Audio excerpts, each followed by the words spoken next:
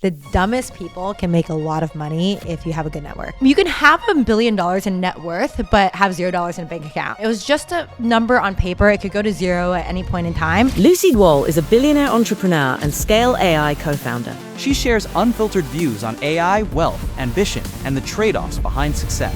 Everybody wants to be a billionaire, but is there a side that people don't think about? It becomes a lot more lonely. It's harder to trust new people nowadays, and that makes sense. You and your friends were at the forefront of what a lot of people are calling the AI revolution. I'm curious, like, what do you guys argue about? It's probably like 50-50 on AGI happening, and I just don't think we're even close to getting there. LLMs are not human intelligence. It takes data and it summarizes it, and it kind of predicts the next word. When people say that they're scared AI is going to take their jobs, what do you say to them? Yes, if you're like an entry-level engineer, AI is probably going to replace you. The ones that learn how to supplement that are going to be extremely successful. Today we are joined by Lucy Guo. She's an entrepreneur, founder, and at just 30 years old, she's the youngest self-made female billionaire on the planet. Lucy recently unseated Taylor Swift for this title, but we just found out on our run that Lucy has recently been unseated as well. So both Taylor and Lucy now are no longer the Cheers youngest. to the new one, though. The founder of Kalshi. She's really amazing. I think she immigrated from Brazil. And if I'm wrong about that, please don't cancel me. Okay, but how long did you hold the title for? I don't even know, like a few months. Oh, wow. I actually think it's going to get unseated like every few months, especially as valuations are climbing with tech companies. I could see that. Yeah. I could see that. And I feel like also when it comes to this AI wave, it's like younger and younger people are kind of at the forefront of it naturally. Mm-hmm. Exactly. Yep. So it is interesting. Yeah. And it just like costs a lot less money to reach higher valuations now because AI is like 10xing every employee. So I think we're just going to see like an unseat every few months, which is awesome, right? Because like we're seeing females win. We're seeing females win, but I do have to just call out like the fact that you unseated Taylor Swift is so crazy, right? It's such a wild thing to think about. What did your parents think when that happened? Yeah, I mean, I don't think they thought anything of it because at the end of the day, it's like you can have $1 billion in net worth, but have $0 in a bank account, which I mentioned on our run. And at that point in time, like, you know, I wasn't liquid. So it was just a number on paper. It could go to zero at any point in time. My parents were more so just worried about my safety. And I think they were a little annoyed too, because like, you know, with the headlines, people started coming to them, asking them for money. To try to get money from me, and they were just like, dude, like we don't have it. Did you expect the headlines? I didn't expect the headlines. It kind of happened by accident. The Forbes reporter texted me going like, oh, like, wouldn't this make you a billionaire now? And I was like, I responded back, LOL, only on paper, or like, I wish I were liquid. Like, I literally responded like, LOL. And then the next thing I know, she's like, oh, by the way, I'm writing a story on it. I'm like, you're what? Can I at least change my quote here?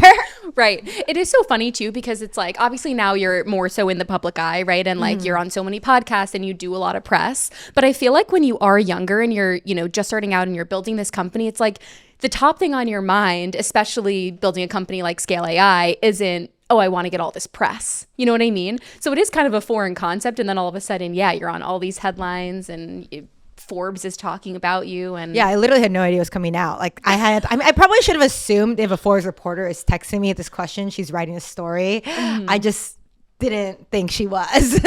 Right. Yeah. What was the emotional reaction in that moment when you saw those articles drop? I really didn't think much of it. I think like my high, like the emotional high probably came when like my celebrity crushes started sliding in my DMs. And I was like, oh my God, like this is incredible. But outside of that, like life was normal. Okay, wait. Are we allowed to say any of the celeb crushes that slid in? Oh, nope. Can't say it. I'm friends with them now, so I really can't. Okay, that's a slide. Yeah. Isn't that crazy? It's like when you achieve a certain level of success, and then all of a sudden some of the people that you've idolized throughout your life become your peers. Kind of, yeah.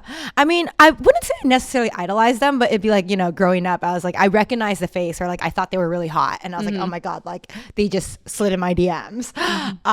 And yeah, like now we're all homies, which is great. Yeah.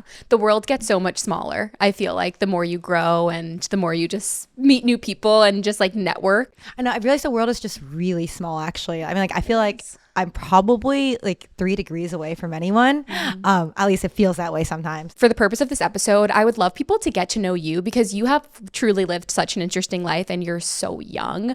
So I want you to kind of take us back and talk to us about the environment that shaped you growing up in Fremont, California. Paint the picture for us. Yeah, for sure. I mean, Fremont is a very small, boring city. So my parents were immigrant parents. A long story short, they were super strict, like think traditional tiger parents. They put keyloggers on my computer. They like really emphasized the importance of like education and money. Hence why they had the keyloggers. They wanted to make sure that I was constantly studying and like not playing video games. Unfortunately, I got rid of the keyloggers. But yeah, I grew up in Fremont and then very quickly wanted to figure out how to like earn money on the internet because my parents took away money from me as like punishment. So I discovered PayPal, and that's when, I got a Visa debit card and I like signed up for PayPal and started getting into like the online gaming world and learned that there's a whole black market where you can like buy and sell rare items, etc. So I got into like, that's kind of how like I guess how I learned how to code. I started building bots on the internet and started building my own websites, etc. But Fremont was also just like, I would say like I didn't really have a lot of friends growing up, and then like the few friends I did have ended up moving out of Fremont, so I was just like a little lonely kid on the internet. And when you say on the internet, like what were you doing on the internet? Yeah, so I was playing a lot of games, so like Neopets, RuneScape, Battle On, etc. And then I was on these like gaming forums where the black markets were happening, and I was like literally trading up pets and like items. I was selling whole accounts, and I was learning to code also. Like I both went to Fry's Electronics and just bought up a bunch of books or would like sit and read there. And then I would also like, there are a lot of sources on the internet obviously teaching you how to do things, so I was just learning a lot. And what would you say like sparked your interest in that so young, Yeah, I would say definitely my parents. So I was like bullied in school for not wearing the coolest clothes, or like I wanted to have certain things. My parents were very protective of me. So like one example is like, I think one of the first things I bought with the money I was earning was a skateboard because I really wanted to skateboard. And like also there's like, ripsticks. It was called a waveboard back then. I loved ripsticks, by the way. Yeah, so like ripsticks, waveboards, etc. And these were all things that like I was not allowed to have. So I wanted to find a way to like make money and have them. And I ended up buying a lot of things from just like the money I made. Like I bought like an iPhone 3 amongst other items. That's pretty badass to be able to buy an iPhone 3 when you're younger, Yeah. Like, I mean, that's a huge flex to have that kind of money. Think about that, right? And then also be able to pay the phone bills, like the payments, right? Yeah. Why were your parents anti you getting things like a ripstick? They are much more conservative than me. So I would say like they just viewed it as dangerous, right? And they really wanted me to like be inside studying all day long, which I think makes sense because they're Asian immigrants. So education gave them everything they had in life. Like they grew up really poor. They immigrated to America to like get a better education, but also to have hope. So I think they wanted that for me too. Like they were like, if you become a doctor or an engineer, you're set for life. And if not, well, actually, I don't even think they want to be an engineer. They just want to be a doctor. They're like, be a surgeon. Yeah, like they were just anti everything else.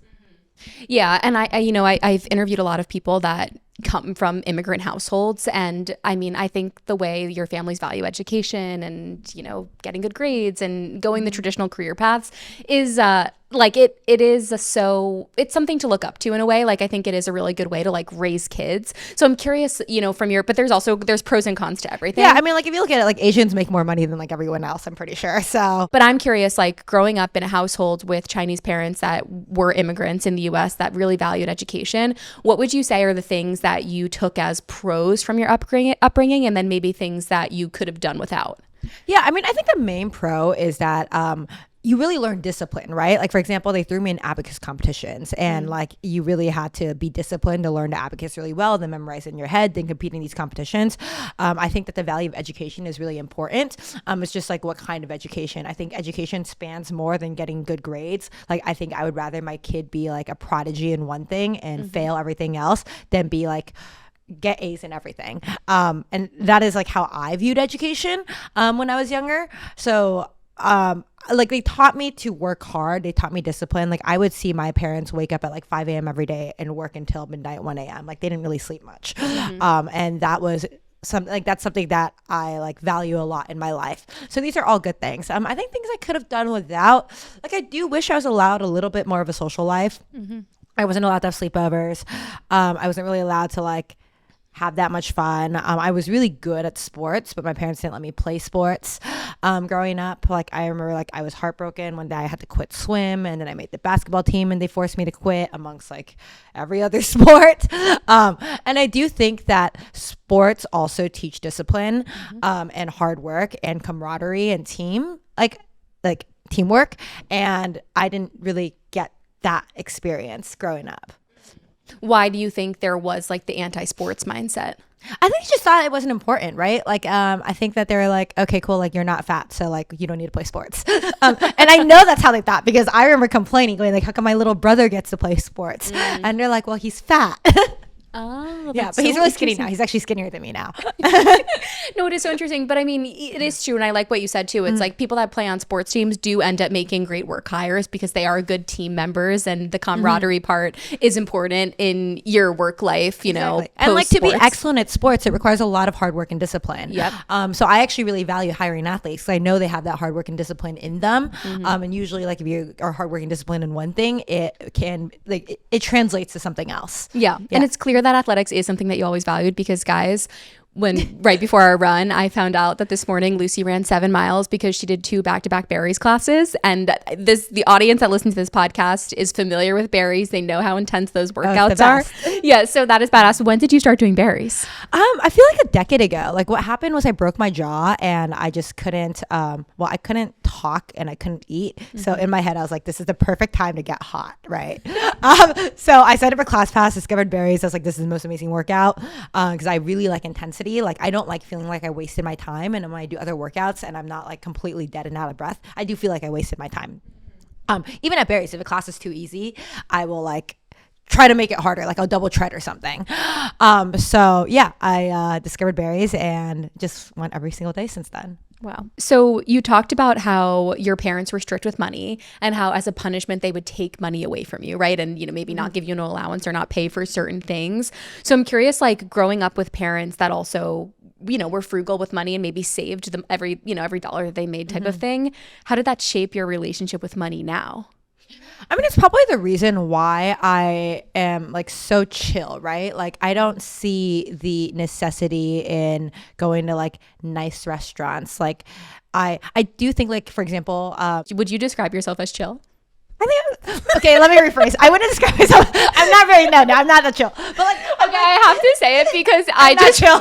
No, because I am not chill at all. And so like, and like just knowing you, I mean, the fact that you're doing 2 back-to-back berries classes, like 6 a.m., 7 a.m., and then like you're going to raves every week. Like, let me rephrase. I'm intense. I'm definitely an intense person. Okay. I have, what was it, that astrology thing? 5 Scorpios in me. I'm very intense. But I think like I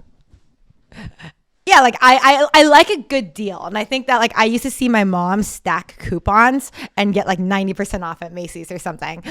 So like, for example, like I discovered new restaurants by going on Uber Eats and DoorDash, looking at the buy one, get one free offers. Then I cross research it with Yelp and see what it looks like in the reviews. And if it's good, then I'll try one item. And if I like the item, then I go to the restaurant itself and try the other items. So I found like all the best hole in the walls this way, because it's usually like, you know, good restaurants that just want people to try their food and realize like, oh, like this is worthwhile to get. Yeah.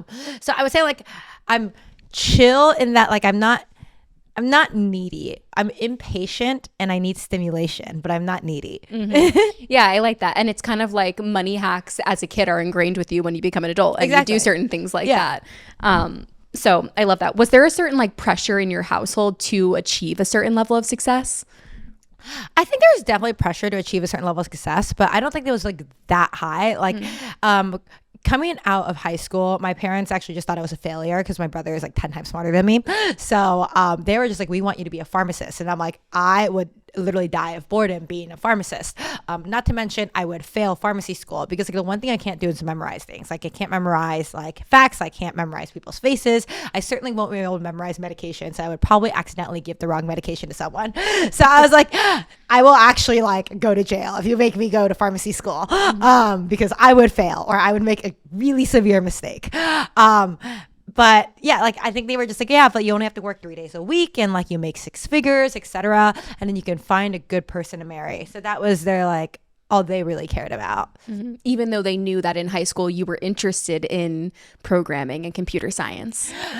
So it's interesting. Like I didn't even realize to like major in computer science until this like random person I met on College Confidential told me to.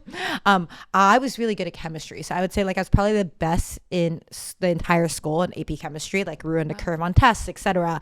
So I thought, oh, I'm going to be a chemical engineer because I'm good at math. I'm good at chemistry. I'm good at physics. But yeah, they were like, you can't study engineering because you're a woman. And I'm like, Mom, you were an electrical engineer and you're a woman. Very outdated ideas, but I think that like their comeback was just like Mom was the only person in her class that was a woman. That being said, she was the best. Like she was actually the smartest person in class, but because she was the only one, they're like, your mom's just special. Like women can't be engineers. I was like, what the hell?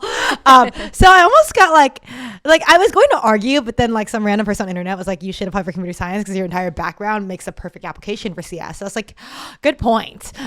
So yeah, that's what I did. Okay. And was it true that in high school you started teaching yourself how to program and code? It was in like 2nd grade. So like back when I was like hacking these Neopets, I was learning to make bots, and then I started learning like other programming languages afterwards. And in high school, I did take like a computer science class. I forgot what language they taught. Java maybe, which I guess I didn't know at that point in time, but yeah. Okay, so it started in 2nd grade as a way to kind of fuel your like fun activity, like Yeah, Neopets exactly. online. Yeah. Okay, that's really interesting. And then why the decision to go to Carnegie Mellon? Yeah, so I took summer classes at Carnegie Mellon. So I took a CS class and an electrical engineering class. And then my professor wrote my letter for electrical engineering. Wrote my recommendation letter for the college, which this class was like known as a weeder class. So most people failed it. So I already knew I was like 100% getting in because the professor wrote me a recommendation letter.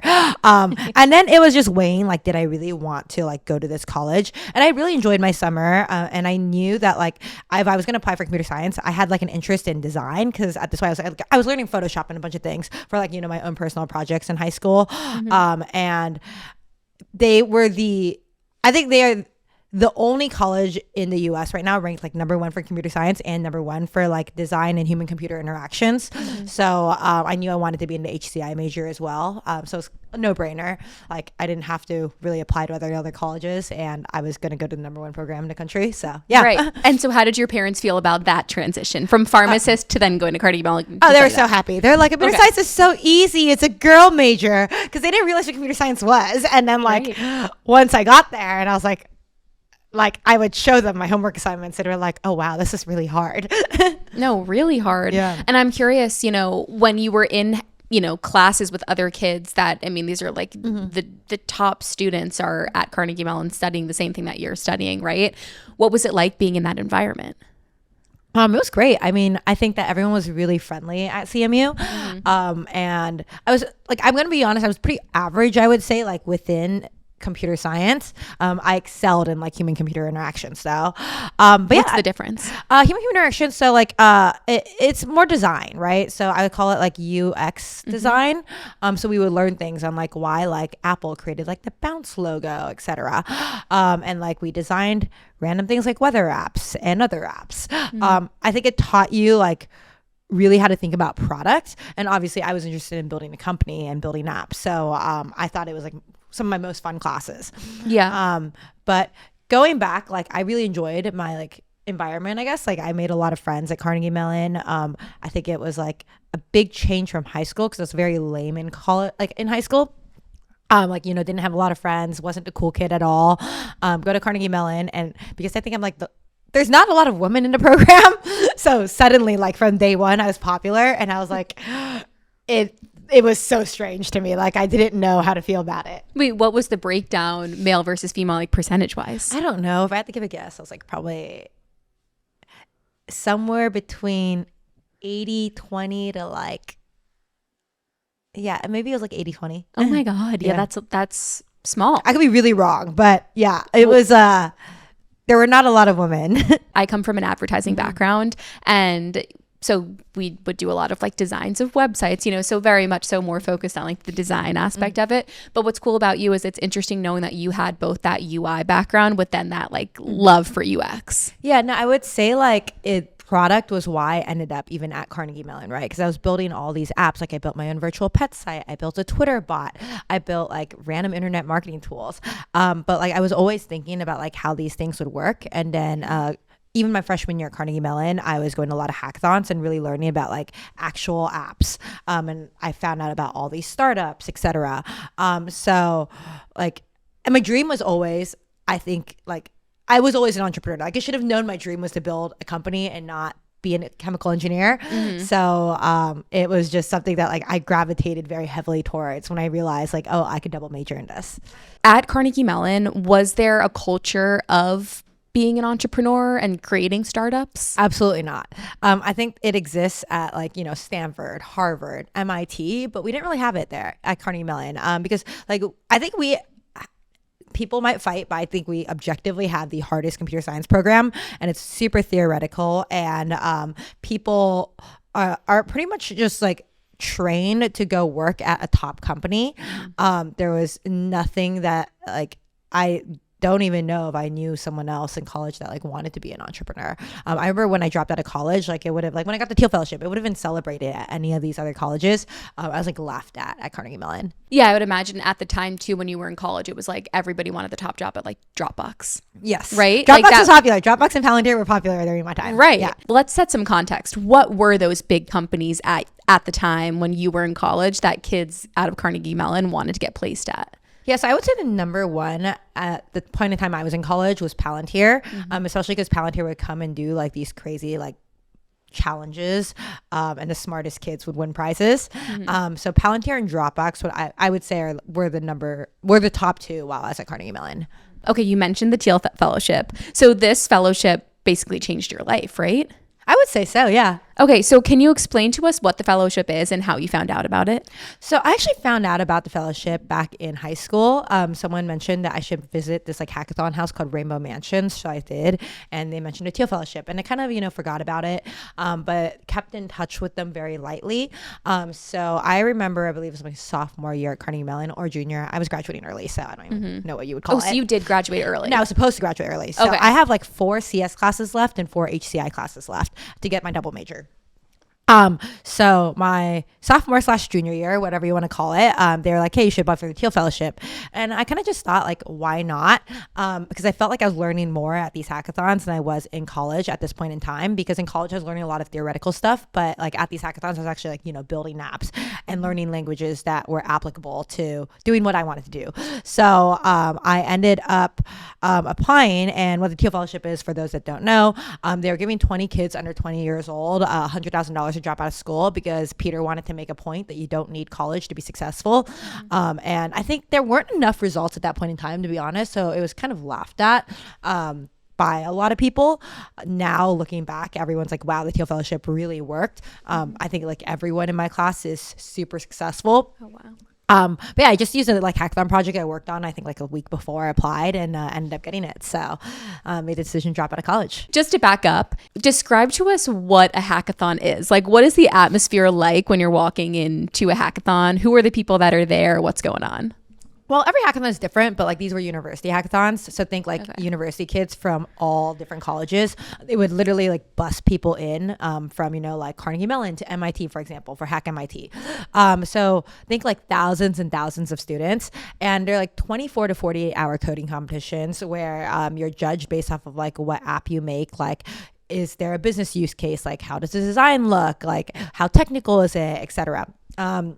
So I basically discovered back then the formula for winning, which was create an iOS app that looked pretty, because most of these people attending hackathons were just pure CS majors. So I didn't really know how to design an app. And I think because I already had like such product focused thinking, I could score on the business aspect of things as well. So I was just making these like iOS apps that looked pretty and winning a prize at every single hackathon. I don't think I left a hackathon without winning like something. So I ended up collecting like iPads, like a lot of iPads at these hackathons, which was amazing.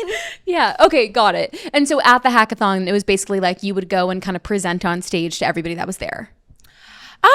There wasn't really stage presentation. So like you would basically, it's almost like a science fair, like a booth. Okay. So because there's thousands of students, right? And then it's teams of up to 4 usually. So you would just have your little booth, and then people would come by, see the app, and then you would also submit it on a website, and it would score points, and then they would announce winners. So did you go solo or did you team up with people? I always teamed up. It's so fun as a team. But I was like I would literally get so upset if a team member would fall asleep. I'm like, guys, like we're competing, wake up. And they're like, we need a nap. And I'm like, I don't care that you need a nap, wake up.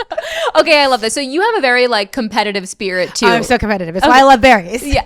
No, that's funny. I feel like you need to get into like a class though that has like scores. You know what I mean? Like there used to be like Flywheel back in the day. I don't even know if it's still a thing, but Flywheel used to have like a leaderboard when you would go and do a spin class. Oh, no way. Yeah, I mean, it'd be kind of harder to do with berries, but this one you can just eyeball berries. Like I'm like, okay, I'm lifting heavier weights than everyone in class. Yeah. And like I'm doing more reps than everyone in class. So therefore I win. Do you do the floor or you also do the treadmill segment? Yeah, I do the treadmill too. Okay. So when people are sprinting on the treadmills next to you. I go 20 miles per hour. No one's faster than me. I am dead. When Jeremy's going 15 miles per hour, I get nervous for him. Like I will not go above a 9 on the berries treadmill. I'm also pregnant. Oh, you should run with me. I can go 15 for like a minute nowadays. I used to be faster. Yeah, he should. Like I like good competition. Going out of 20 is insane. Yeah, but like it's just like it's for 30-second sprints, but I don't think it's a true 20 mile per hour for 30 seconds because it takes like 15 seconds for a treadmill to speed up. And then also like I actually think I'm so fast at berries because I'm lighter, so I bounce off the treadmills more.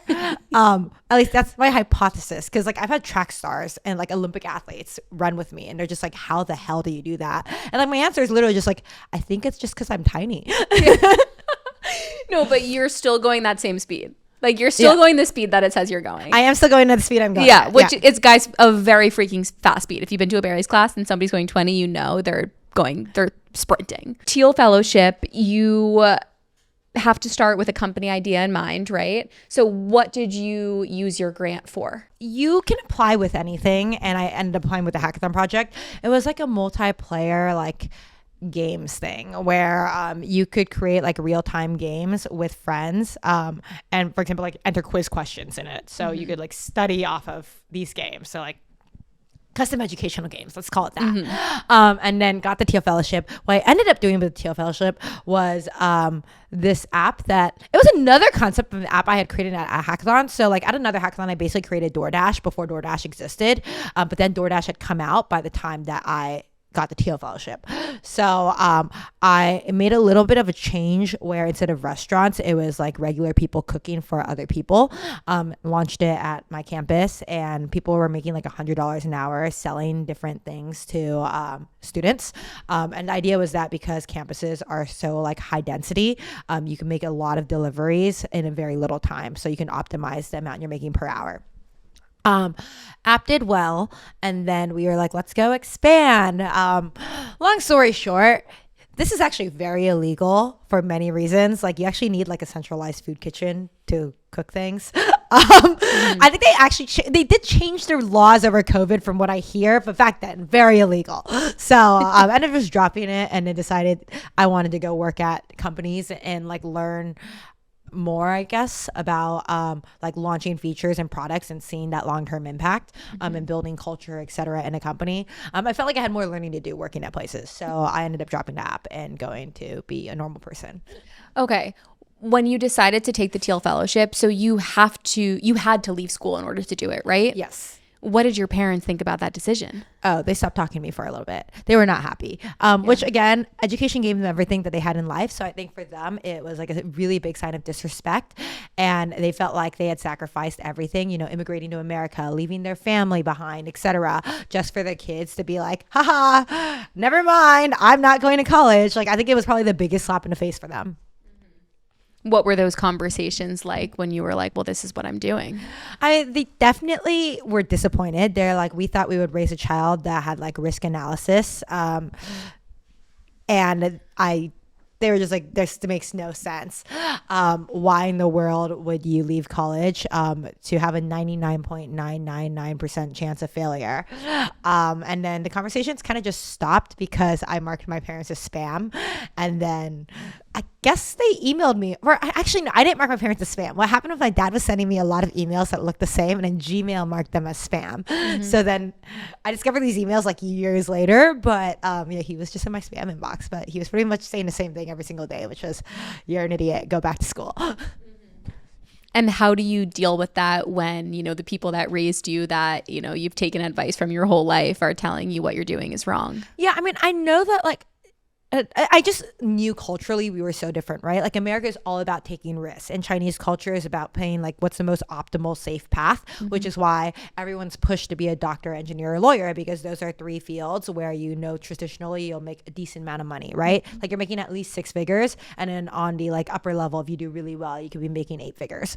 So I think that they just had a different idea of what made sense.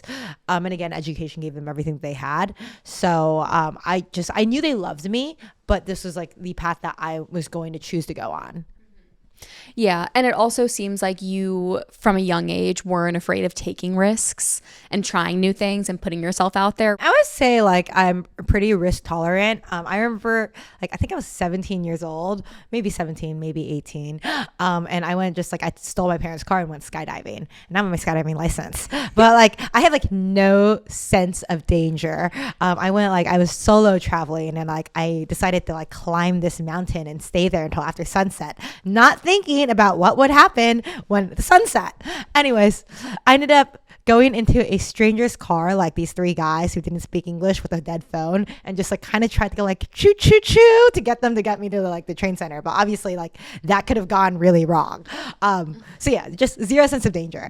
That makes sense. And it's so funny because what I love about you is you were obviously a serious academic, and you were very smart, obviously, to get into a school like Carnegie Mellon and to do what you were doing. It's hard to learn programming and be able to even just understand the basics of things like within computer science.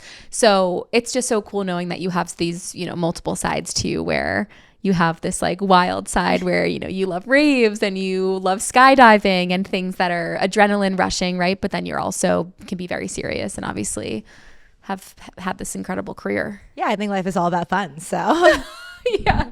A lot of people in the audience that are listening to us, they maybe are children of immigrants or have parents that sacrificed enormously for a very specific version of success that we're kind of talking about. And those people often feel like pursuing their own path is betrayal. So I'm curious, like, how do you carry the weight of someone else's sacrifice without letting it crush your own ambition? I mean, I think at the end of the day, things aren't really as risky as people make it out to be. So for example, quitting college, right? Like you always have the option to go back to college. Quitting your job, like if you were actually good at your job, you'll have that job offer again after you attempt to do like whatever you want to do. So I think that like when you can get your parents to understand like, hey, it's not that much of a risk, like they'll be accepting. And they never get there, like you yourself know that it might be temporary disappointment to them, but like you need to do what makes you happy at the end of the day. And if it's temporary disappointment, like let's say you try it and in 5 years you decide like it doesn't work out, you fail, you can go back to that college, you can go back to that job, and then they won't be disappointed anymore. Things are always reversible in general. So like as long as the decision is a reversible decision, at the end of the day, like you're not going to disappoint your parents forever. I love that perspective. And I actually just had a really similar conversation with Bing Chen from Gold House when he was leaving when he was leaving YouTube to start Gold House. It was that exact same framework of thinking. He was like, well, I could try to do this and, take on this risk that I think could work out, or I could just go back to YouTube, Yeah, exactly. Yeah, and if you're good at your job, like you're probably going to get paid more when you go back to your job. You might lose a few years, but the risk is losing a few years of your life. But it's not a permanent thing. Most decisions are reversible, so like your parents will be proud one way or the other at the end of the day. Okay, so you go from the Teal Fellowship to then working at companies like Facebook, Snapchat, and Quora, right? When did you start Scale AI, and like how did the idea come to you guys? Yeah, so Scale was actually a pivot. We were working on projects during Snap. So started off with ClassPass for clubbing, terrible idea. And then pivoted into a healthcare app, which the idea was like we would find you the best doctors for procedures you needed. So think like the best doctor for a jaw surgery. And then terrible idea again. But we were calling doctors all the time. And we were literally like, man, we wish there was like some way that whenever someone pressed this button, it would call a doctor for us. And our YC roommates, Panache and Kingston, they were like, oh, so you mean like an API for humans? And at this point I had built a bunch of projects and I knew that that would go viral. So I remember looking at them and I was like, do you guys want to work on that? Because that's like the fair thing to do, right? And then he was just like, no, you can work on it. I was like, okay, great. So we, over the weekend during YC, like made an API for humans. It was very bare bones. There were API docs. And then whenever the API was hit, it would manually go to me, and like Twilio would wake me up and be like, hey, like go send a call back. And I would like manually send a call back. So the results back to the person that sent the API call. So, launched it on Product Hunt, and I had a lot of friends from hackathons at this point in time, so I literally just DM'd every single person I'd met at hackathons. So I was like, hey, can you upvote it on Product Hunt? So that's how it reached the top of Product Hunt, like literally DM'd hundreds of people. And when it reaches the top, like it was like the one website VCs were looking at to scope out new startups at that point in time. So I had a bunch of VCs reach out after. Wow. And I love that you were able to tap into your network, Yeah. you know? And that's kind of like, you know, people use that quote, your network is your net worth. It's absolutely true. Like, I think the dumbest people can make a lot of money if you have a good network. Yeah. And it's almost like, you know, I even feel like with the Teal Fellowship, like you're around so many people that even though, you know, that business that you were working on with the Teal Fellowship didn't end up panning into, you know, maybe what you would, I mean, maybe what you wanted it to, but it obviously led you to maybe meeting incredible people through that as well. Yeah, I mean, I think that when you get thrown into this environment where everyone thinks you're a prodigy, you get a lot of more doors that open up for you. So everyone's willing to spend more time mentoring you, meeting you, etc. So you meet like the best engineers, the best founders, and obviously you learn from those people, and you become the average of the 5 people that you hang around with most. And the 5 people you're going to be hanging out with most are going to be just like the smartest, most intelligent people, the most ambitious, some of the hardest working on this planet, I think, when you're in a Teal Fellowship. So everyone just rubs off each other. Right. You're almost lucky if you're the dumbest person in the room. Oh, I definitely felt like the dumbest person in the room several times, which is great. I love being the dumbest person in the room. Yeah, no, because it means there's so much that you can learn from people around you. You know, I also read that at Scale AI, you were responsible for recruiting some of the company's first employees, which really set the foundation for the company, right? So I'm curious, you know, there's a lot of entrepreneurs and founders that listen to this show. What would you say makes a good hire? Yeah, so this goes back to like your network is your net worth. My advice for people is if you're in college, go meet every single person in college that you consider super intelligent and be friends with them, because they're going to be the easiest people to recruit. I think that college kids, when they're looking for new jobs, they have higher risk tolerance than someone with a family. And a lot of it is emotional, right? Like there could be a company willing to pay them millions, but if they are good friends with you and they believe in you, they will be willing to give up millions of dollars to work with you. If you are not in college, I would highly suggest just trying to find networks very similar to your college with a high density of intelligent people. And I think I just think college is like the best opportunity to that, right? Because if you went to like a Harvard and MIT, a Stanford, like everyone around is smart. And there's very few places in your life where you're going to be around such a high density of intelligent people that are like the same intelligence level as you afterwards. But there are still communities. So, because like hiring is all about, I think, hiring and keeping people is all emotions, right? Like it's emotional sales and emotional retention, because the best people are always going to have better offers out there, and they will choose you because they believe in you, and they will stay there because they believe in you. You ended up leaving Scale AI in 2018, but you retained 5% of your stake in the company. And from 2018 to 2025, you know, you kept that stake. You talked to a lot of people that maybe were co-founders and ended up liquidating. But you had the patience to say, I want to keep my 5% stake. I actually did some liquidations, and that was the worst mistake of my life. So I would have more than that. But yeah, I guess I was kind of patient. You were. So what made you, A, what made you liquidate some? And then B, why did you decide to keep that 5% stake in the business? Yeah, so I would say I liquidated enough that I would be able to be like somewhat comfortable. So I was reading, like Fat Fire on Reddit. And I was just like, okay, this isn't necessarily Fat Fire, but I would be able to technically live off this for the rest of my life. So I liquidated a certain amount.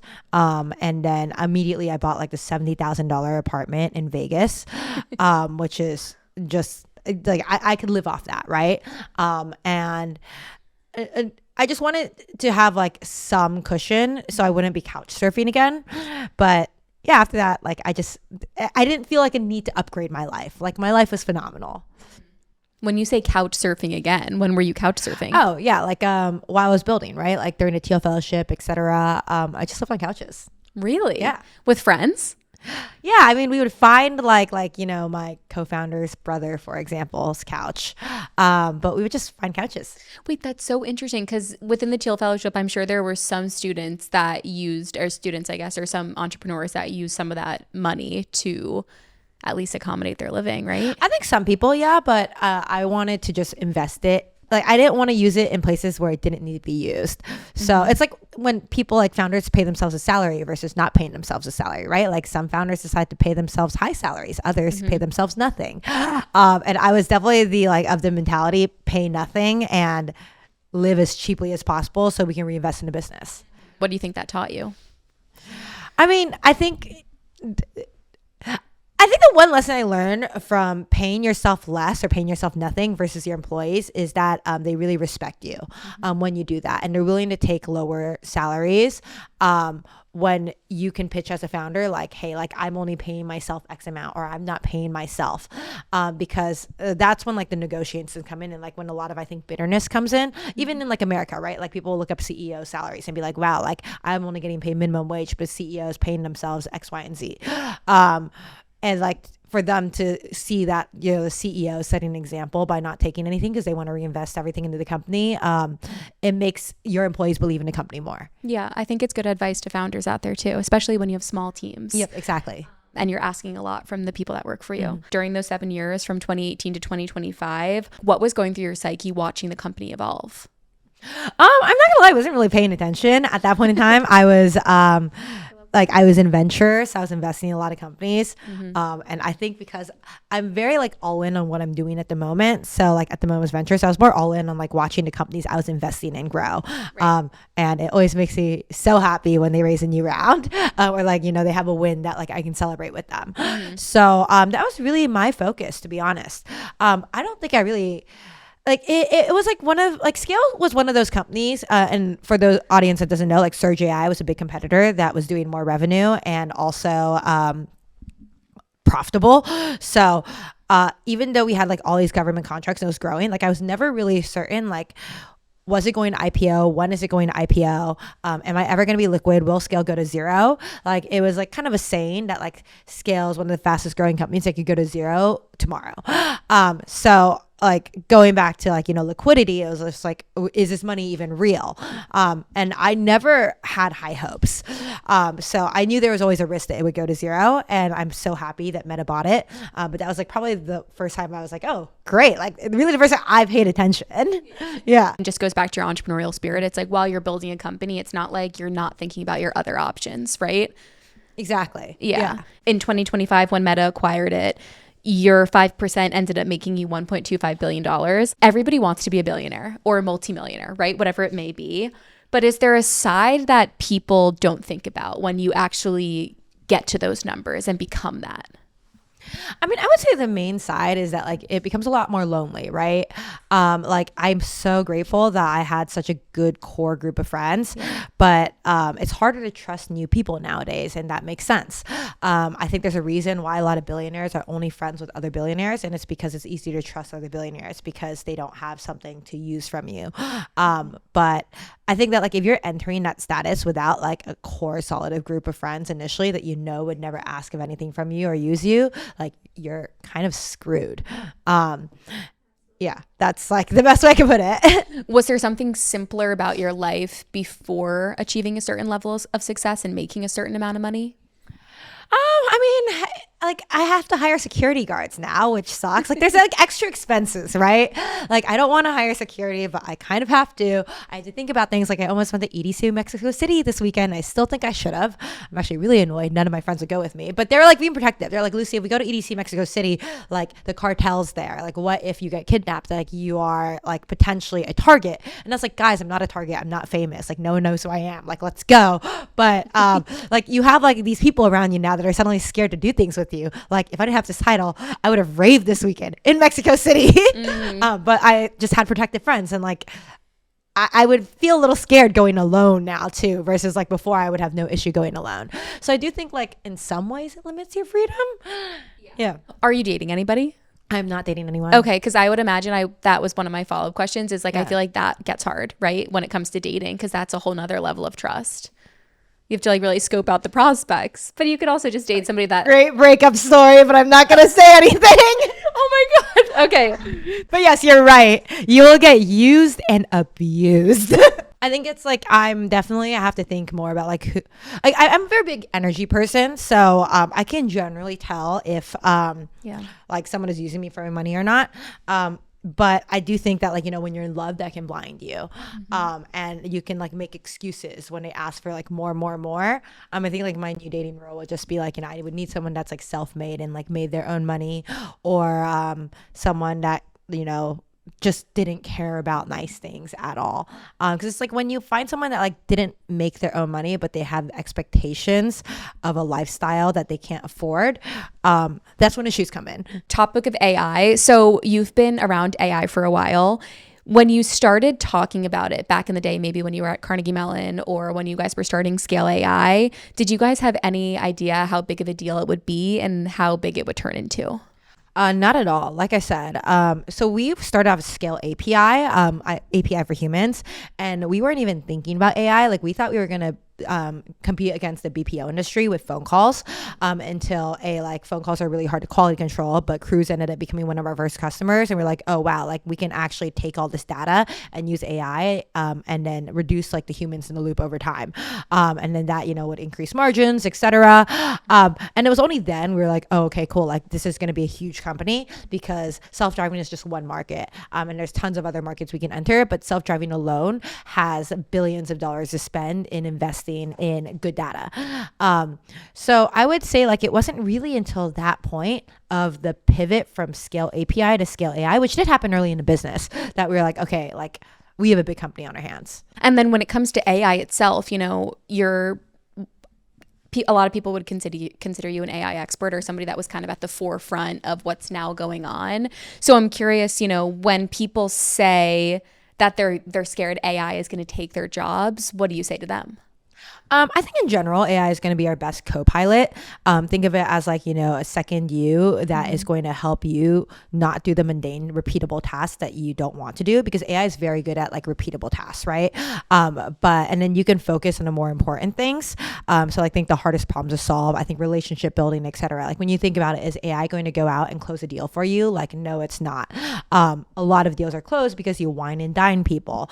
And I think that there's going to be new jobs that are created. Like, yes, if you're like an entry level engineer, like AI is probably going to replace you, but that means just get better. And like the ones that learn how to supplement their job with AI are the ones that are going to be extremely successful. And, you know, even going back to like when you were at hackathons and learning how to build like iOS apps, you know, now my husband and I were playing around with Claude the other day, or I think it was Claude, I forget what platform we were on, but we so quickly were able to just build an app. Yeah, you probably Replit, but yeah, you could so quickly build an app nowadays. Like you just prompt it and it'll create an MVP, which has made it so that I think before you really needed like an engineer to build a company, and now, or like to even like fundraise for a company, right? Because investors don't like investing in projects that don't have an MVP. Like even my thesis as an investor was I only invest in the best engineers because they can continue building until they get customers. So their runway just extends a lot longer than anyone else. Because like if you need to hire a team, like your runway just automatically shortens. But with all these new AI tools, like I think you can get to an MVP and get customers without knowing any engineering, honestly. And then to scale, that's when you do need to hire good engineers, but you can now do that later on. So it's really democratized, I think, even just startup access for people. Right. So you and your friends were at the forefront of what a lot of people are calling the AI revolution. So I'm curious, like, what do you guys argue about as it relates to AI? Like, where do some people see it going? Where do other people see it not? I would say it's probably like 50-50 on AGI happening in like soon, and I just don't think we're even close to getting there. So that's my take on it. I think that a lot of people that are, more positive it's going to happen in the next 5 to 10 years are very incentivized to say that because they own AI companies. And break that down for us. What is AGI? I would most simply break it down on like human intelligence. Yeah. And so what, like, unpack that statement though, like literally explain to me what you just said as if I'm like a fifth grader, because it's over my head a little bit. So right now, like obviously LLMs are not human intelligence. It's like you can it takes data and it summarizes it and it kind of predicts the next word, right? Whereas human intelligence is like it thinks like a human. There's like, the Turing test where like, can you tell if it's AI or a human? And I just like right now, AI doesn't even like if you were to I'm trying to think of a good example. Sorry. Like if you were to give AI like it can't really tell like what's important and what's not unless you like kind of label like this is important, it's not important, etc. So it doesn't really have reasoning. It doesn't really have memory. Like there is like a certain amount of memory that AI can have, but it doesn't know what to keep and what not to keep. There's like labeling that's kind of helping with that. Like for example, it could be like, oh, this is trauma related. We should probably remember this person that like went through trauma. But I just don't think we're getting there anytime soon. Okay. Because I feel like the crazy thing with AI too is even like 8 months ago, we were talking about how everybody was like, oh, you can become a, oh my gosh, what is the term? I'm like having like tip of the tongue syndrome. Prompt engineering was like a big thing, right? People were talking about 8 months ago. And now I feel like prompt engineering is still definitely a thing in like an industry that's becoming a thing, but maybe even less so just because of how much AI is adapting and growing, right? So it's like, it's my point is that it's like, it's changing so quickly and so rapidly, but like when does that evolution stop? I don't actually know when the evolution will stop. Yeah. Like I guess it is when what you're talking about kind of comes into reality more. I don't know. Yeah, but I think that we're pretty far off from that. So have you looked into the SaaS apocalypse at all? Oh, you mean with all the SaaS stocks down? Mm-hmm. I mean, I know that Clawbot caused that.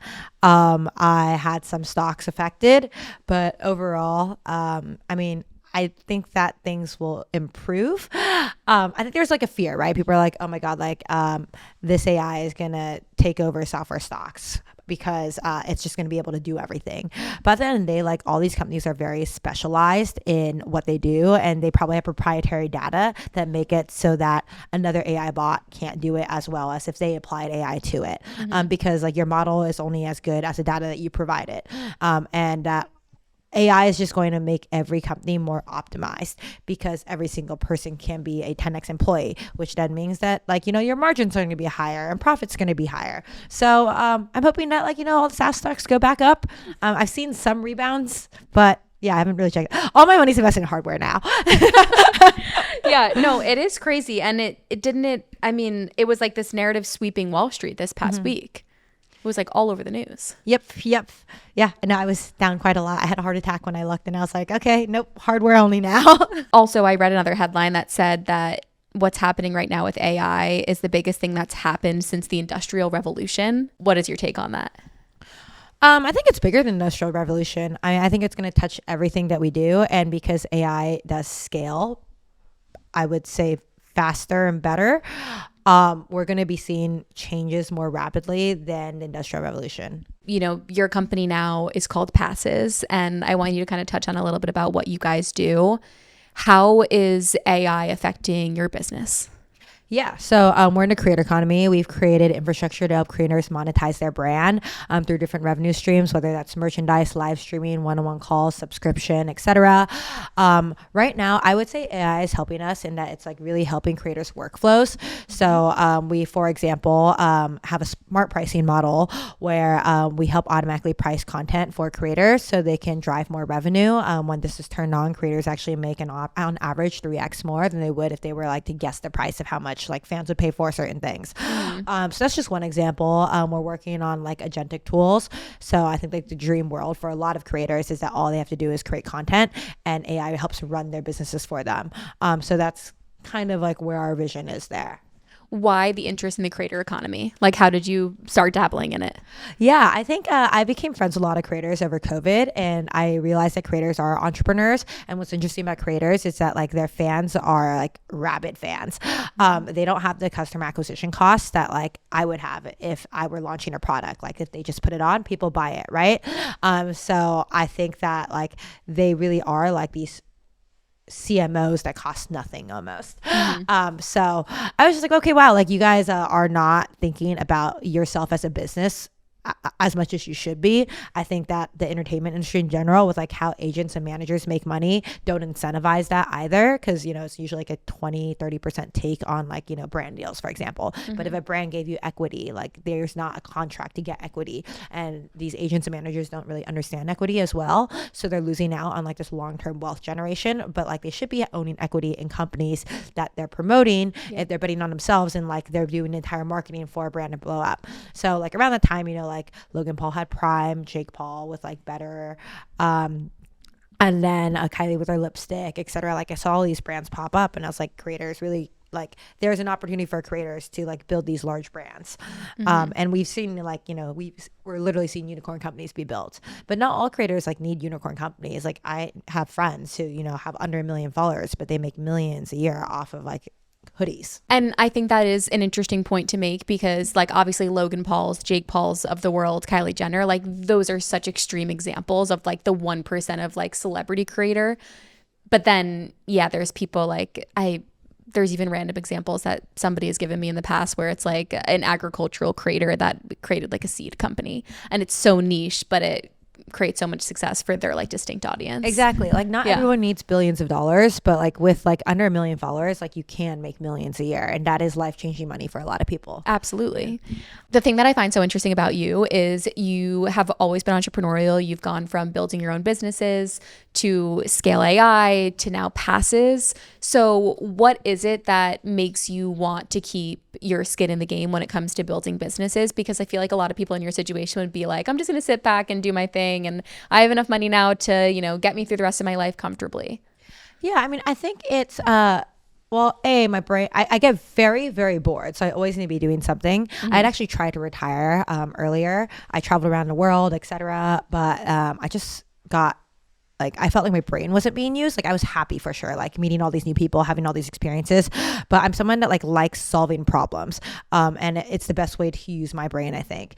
And I think I have this passion for like having people like be entrepreneurs. Like I even went to Microsoft and did a whole talk, and like my talk was like, quit Microsoft, go be an entrepreneur. Microsoft is like, get her out of here. Yeah, and it's been really nice, like having a lot of people come up to me like, you inspired me to be an entrepreneur, and like it's changed my life. So that's something that I really enjoy, and I think that like that's part of the reason why I continue just building. I'd be very bored sitting alone, and like if you're able to like have fun and make impact in people's lives, like why not? Yeah, I mean I agree. And what is if you could go back and tell your 14-year-old self, 20-year-old self one piece of advice, what would it be? If I could tell my 14 or 20-year-old self one piece of advice, it'd probably be to like make friends with more people. Again, like your network is your net worth. And even though I made amazing friends in like school and ended up hiring them, I do think I should have stayed in touch with them more, but like I could have expanded my network much larger than I did.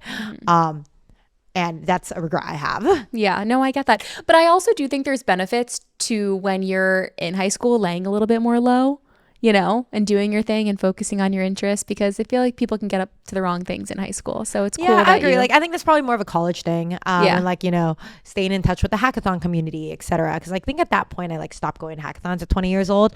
But I wish I didn't stop, and I continued, you know, I'm still involved. Like, I'll go judge, for example. Actually asked to judge a lot of hackathons. I did start a hackathon, I guess, over COVID. But like if I continue going, like, you really want to be at the pulse of young people. And it would be nice to like still be there.